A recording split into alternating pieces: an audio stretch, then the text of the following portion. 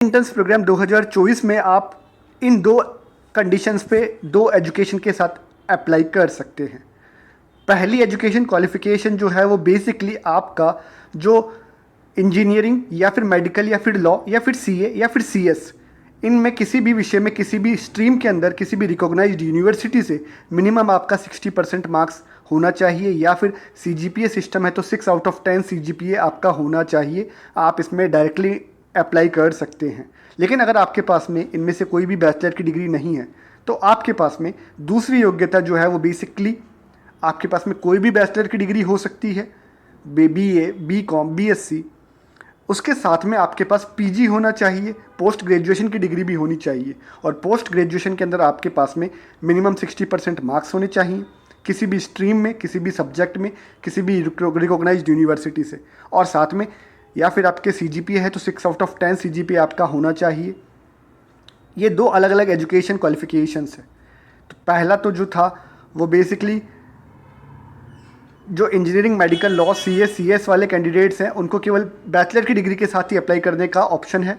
अगर आप इनमें से कोई डिग्री नहीं रखें तो आप BA plus PG, MA, MCom या एमएससी दी हुई गाइडलाइंस के अकॉर्डिंग रखते हैं तो आप इसमें अप्लाई कर सकते हैं। और आपसे अनुरोध रहेगा कि वीडियो में अगर आपको कंटेंट पसंद आता है तो प्लीज़ चैनल को सब्सक्राइब कीजिएगा, वीडियो को लाइक शेयर कीजिएगा। अब इसकी जो वेबसाइट है और डिटेल्स है हम जान लेते हैं। SYGNs अभी आप statistics.rajasthan.gov.in की वेबसाइट देख सकते हैं। जब हम इस वेबसाइट पर आते हैं तो इस वेबसाइट के ऊपर हमें यहाँ पर YIP 2024 ब्लिंक होते हुए दिखाई देता है, और आप जब यहाँ आते हैं तो आपको इस YIP 2024 के ऊपर टैप करना है, टच करना है। टच करने पर प्रोसेसिंग होती है और ये नया इंटरफेस ओपन होता है। यहाँ पर मुख्य पृष्ठ YIP 2024 लिखा हुआ है। सबसे पहले YIP 2024 में advertisement for online applications under YIP 2024 इसका एडवर्टाइजमेंट है, जो कि हम ऑलरेडी इस वीडियो के शुरू में देख चुके हैं। उसके बाद यहाँ पर गाइडलाइंस दी हुई है फॉर YIP 2024। हम इस पर टैप करेंगे। टैप करने के बाद हमारे सामने ये एक 526 KB का PDF डाउनलोड होता है, इसे डाउनलोड कर लेंगे। उसके बाद में इसमें डायरेक्शन इंग्लिश भाषा में दिए गए हैं YIP 2024 के लिए, साथ में डायरेक्शंस हिंदी भाषा में दिए गए हैं YIP 2024 के लिए। तो आप जिस भी भाषा में पारंगत हैं उस भाषा के अंदर आप इसको दिशा निर्देश को डाउनलोड कर सकते हैं। और हम जो हैं वो इंग्लिश वाले जो डायरेक्शंस हैं उनको डाउनलोड करते हैं, हिंदी वाले आप इजीली समझ जाएंगे। और आइए अब हम एक बार इसके डायरेक्शंस इंग्लिश लैंग्वेज वाले भी समझ सकते हैं। ये 240 KB में डाउनलोड हो चुका है। तो यहाँ पर केवल हम इसके मार्गदर्शिका को देखेंगे। अप्लाई करने का जो प्रोसेस रहने वाला है वो आपको इसका जो पार्ट 2 आएगा उसमें मिलेगा। आइए एक बार इसकी गाइडलाइंस देख लेते हैं। इसके इंग्लिश के अंदर जो एप्लीकेशंस के डायरेक्शंस हैं वो देख लेते हैं। आइए PDF को स्टडी करते हैं। 12 पेजेस की इसकी डायरेक्शंस रहने वाली है। ये इंग्लिश लैंग्वेज है, हिंदी की आप डाउनलोड कर सकते हैं। यहाँ लिखा हुआ है ऑब्जेक्टिव्स ऑफ द प्रोग्राम। तो बेसिकली बहुत सारे कैंडिडेट्स जो हैं वो इस YIP 2024 में आई है, इसको पहले से जानते हैं, लेकिन जो नए कैंडिडेट्स हैं उनके लिए हम ब्रीफ में जान लेते हैं।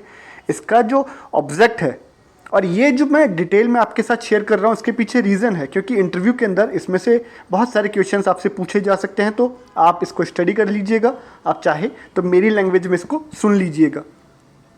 ये जो है वो बेसिकली जो यंग ब्रेन्स हैं उनको गवर्नमेंट के जो अलग अलग प्रोग्राम्स और सर्विसेज होती हैं, और जो गवर्नमेंट और सर्विस प्रोवाइडर्स और जो रेसिपिएंट्स होते हैं जिनको लाभ पहुंचाया जाना है, उनके बीच में एक ब्रिज का काम करता है YIP का ये प्रोग्राम। ये जो है वो यूथ की रिसर्च और एजुकेशन स्किल्स का जो फील्ड होता है पब्लिक एडमिनिस्ट्रेशन और डेवलपमेंट सर्विसेज में, उसको स्ट्रेंथन करता है, उसको बढ़ावा देता है।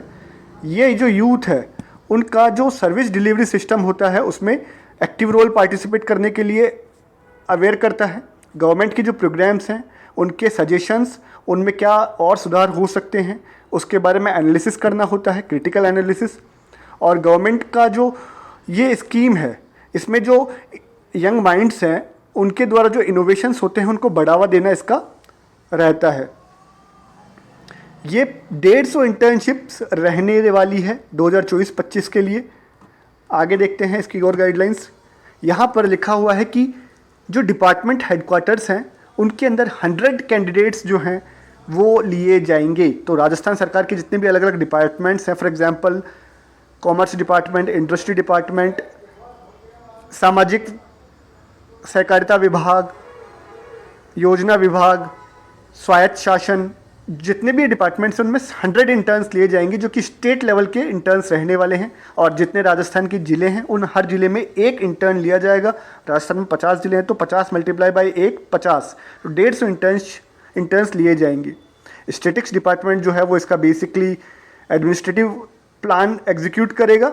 और उसके बाद में अगर हम इसके बारे में जनरली जाने तो यहाँ पर ये इंटर्नशिप जो है वो 2 लेवल्स पे रहने वाली है। गवर्नमेंट के डिपार्टमेंट लेवल्स पर जो कि हम देख चुके हैं, योजना विभाग, समाज सहकारिता विभाग, स्वायत्त शासन विभाग, नगरीय विकास, जेडीए, इनके अंदर। और उसके अलावा जो अलग अलग डिस्ट्रिक्ट है उनके ऊपर एप्लीकेंट जो है वो अपनी चॉइस जो है, अगर उनको किसी डिपार्टमेंट में काम करना है या किसी डिस्ट्रिक्ट में काम करना है, वो चूज़ कर सकते हैं, पिक कर सकते हैं।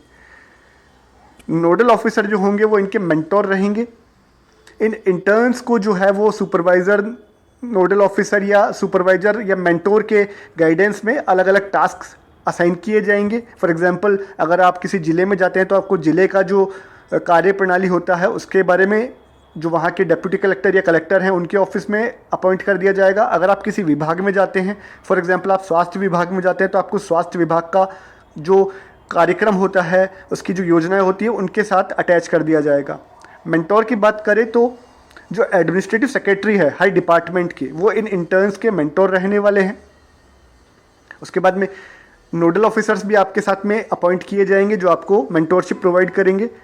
आगे देखते हैं, यहाँ लिखा हुआ है सुपरवाइज़र रहने वाले हैं आपकी। अब जो पॉइंट नंबर 6 है वो बहुत ज़रूरी है। योग्यता की बात करेंगे तो योग्यता में आपकी आयु से शुरू करेंगे। आपकी आयु जो है वो 21 साल से लेकर 30 साल तक रहनी चाहिए। आप 1/1/2025 को मिनिमम 21 और मैक्सिमम 30 और 21 से 30 के बीच होने चाहिए। यहाँ लिखा हुआ है कि इसका मतलब है कि आप जो हैं वो 1/1/1995 से पहले पैदा नहीं हो, मतलब आपका जन्म जो है वो 1/1/1995 से शुरू हुआ हो या इसके दिन हुआ हो, और 31/12/2003 को आपका जन्म हुआ हो, इसके बाद में नहीं हुआ हो। एजुकेशन क्वालिफिकेशंस की बात करें तो यहाँ पर जो एप्लीकेंट है उन्होंने पीजी की डिग्री की हुई हो और पीजी में उनके मिनिमम 60% मार्क्स हों या उसके इक्विवेलेंट सीजीपीए हो, 6/10 सीजीपीए। किसी भी यूनिवर्सिटी से किसी भी स्ट्रीम के अंदर किसी भी विषय में पीजी किया हुआ होना चाहिए। शुड है, मस्ट नहीं है। मतलब इसके अलावा अगर कोई ग्रेजुएट एप्लीकेंट है जो कि इंजीनियरिंग से आता है, मेडिकल से आता है, लॉ से आता है, सीए से आता है, सीएच से आता है, computer science, chartered accountant, law, medical engineering, तो उसकी ग्रेजुएशन की डिग्री जो होती है बैचलर्स वाली वो ही एलिजिबल है। तो उसके अंदर उसके 6/10 सीजीपीए या मिनिमम 60% मार्क्स उस यूनिवर्सिटी से होने चाहिए। समझिएगा एजुकेशन क्वालिफिकेशंस को। ये जो मेडिकल, इंजीनियरिंग, लॉ, सीएस जो होता है, ये बैचलर डिग्री वाले अगर आपके पास है तो आप इसमें अप्लाई कर सकते हैं, ठीक है।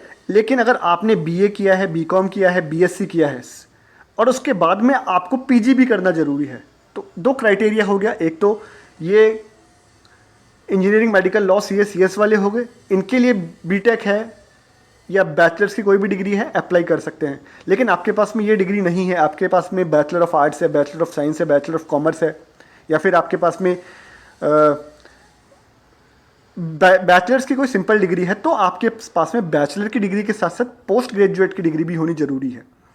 अब हम वर्क एक्सपीरियंस और एडिशनल क्वालिफिकेशन के बारे में जानेंगे।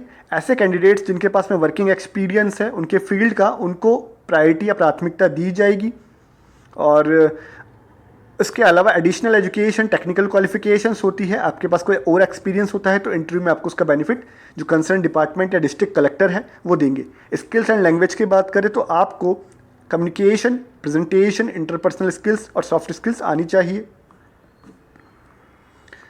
उसके बाद में हम बात करेंगे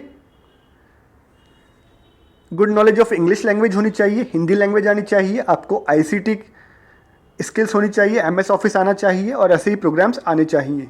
जनरल कंडीशन की बात करें तो जो ऑलरेडी ये इंटर्नशिप जो है पेड वाली गवर्नमेंट ऑफ राजस्थान के किसी भी डिपार्टमेंट से, किसी भी एजेंसी के साथ में कर चुके हैं, वो इसके लिए दोबारा अप्लाई नहीं कर पाएंगे।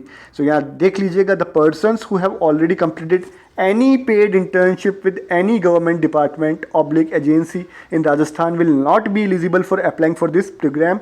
The internship done for more than 1 month will be considered as completed in internship. Candidate अगर उसने कोई इंटर्नशिप करी हुई है, अगर 1 महीने की इंटर्नशिप भी की हुई है गवर्नमेंट ऑफ राजस्थान के किसी डिपार्टमेंट में या एजेंसी में, तो वो इसके लिए अप्लाई नहीं कर सकता। कैंडिडेट्स के पास अपना लैपटॉप होना चाहिए, डेटा कार्ड होना चाहिए।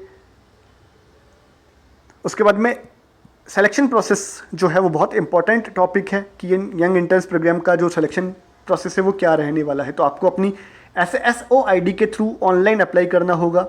उसके बाद में आपकी जो एप्लीकेशन है उसकी स्क्रूटनी होगी। जो डिपार्टमेंट्स या डिस्ट्रिक्ट कलेक्टर्स हैं वो अपने अपने लेवल के ऊपर आपके जो एप्लीकेशन सबमिट हुई है, जो कि 3 मेंबर्स कमेटी होगी जिसमें एक चेयरपर्सन होंगे, वो आपकी एप्लीकेशन को स्क्रूटनाइज करेंगे। उसके बाद में जो डिस्ट्रिक्ट लेवल पर JD, DD, AD हैं स्टेटिक्स के,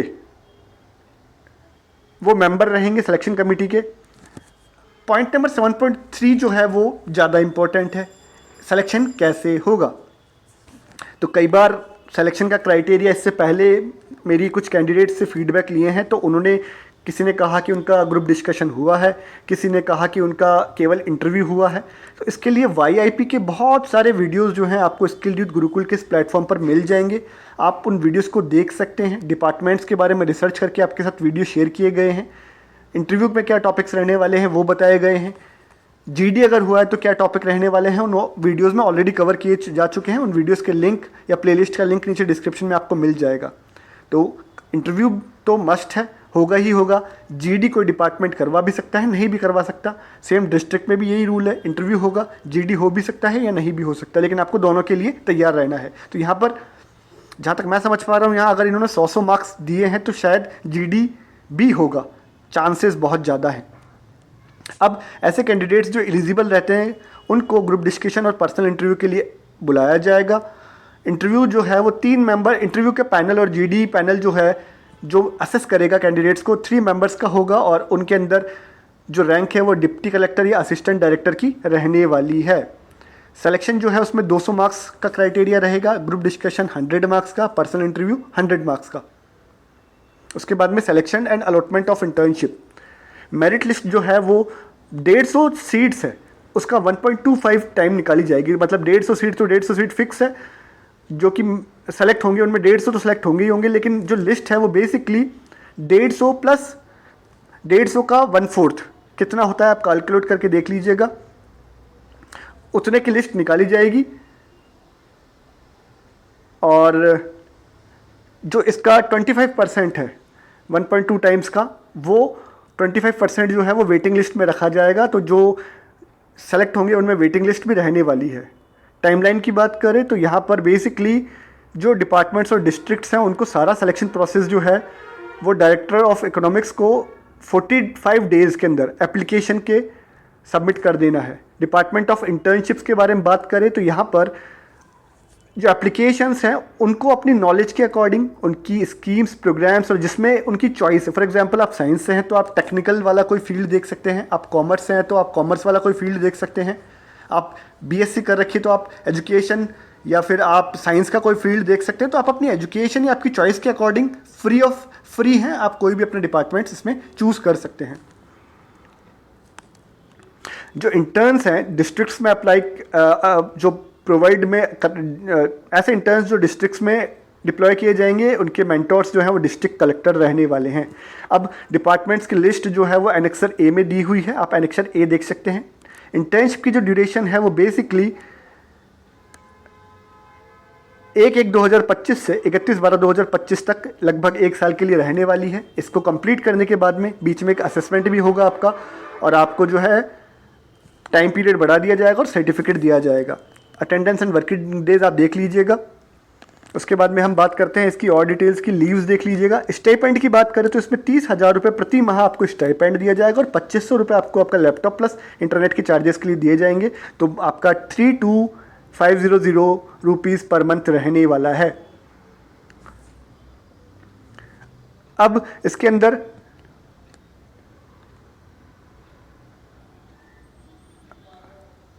इंटर्नशिप का स्टाइपेंड आपको बेसिकली पेमेंट में देख लीजिएगा, उसके बाद में टैक्स डिडक्शन एट सोर्स ये देख लीजिएगा, रिपोर्ट का एवोल्यूशन देख लीजिएगा, अवार्ड ऑफ इंटर्नशिप देख लीजिएगा, टर्मिनेशन ऑफ इंटर्नशिप है, रिटर्न ऑफ मटेरियल्स है, मिसलेनियस है, डिस्क्लेमर है।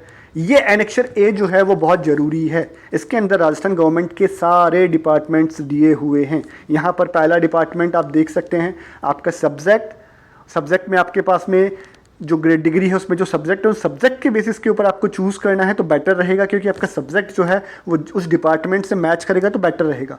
डिस्ट्रिक्ट में आप किसी भी सब्जेक्ट के बेसिस पे लगा सकते हैं, लेकिन अगर आप डिपार्टमेंट के लिए अप्लाई करना चाहते हैं तो आप अगर बीए कर रहे हैं, बीएससी कर रहे हैं, लॉ कर रहे हैं, सीए सीएस कर रहे हैं, तो यहाँ पर डिपार्टमेंट जो है वो आपकी डिग्री या डिप्लोमा के अकॉर्डिंग होना चाहिए, पीजी के अकॉर्डिंग होना चाहिए। तो ये सारे 31 डिपार्टमेंट्स इसमें रहने वाले हैं। 11 पेजेस का ये कंप्लीट हो चुका है, आप इसे हिंदी में भी स्टडी कर सकते हैं। अगला जो पार्ट इसका रहने वाला है वो बेसिकली आपको कैसे अप्लाई करना है उसके बारे में मैं ट्राई करूंगा कि वीडियो जल्दी बना के अपलोड करूं। तो ये इसकी गाइडलाइंस थी, एक बार इसकी कुछ और गाइडलाइंस है वो भी हम देख लेते हैं। आपको कुछ जनरल इंस्ट्रक्शंस दिए गए हैं YIP के अंदर अप्लाई करने के लिए। आप देख सकते हैं आपको एसएस पोर्टल से अप्लाई करना है, आप अपने नज़दीकी ई मित्र की हेल्प भी ले सकते हैं।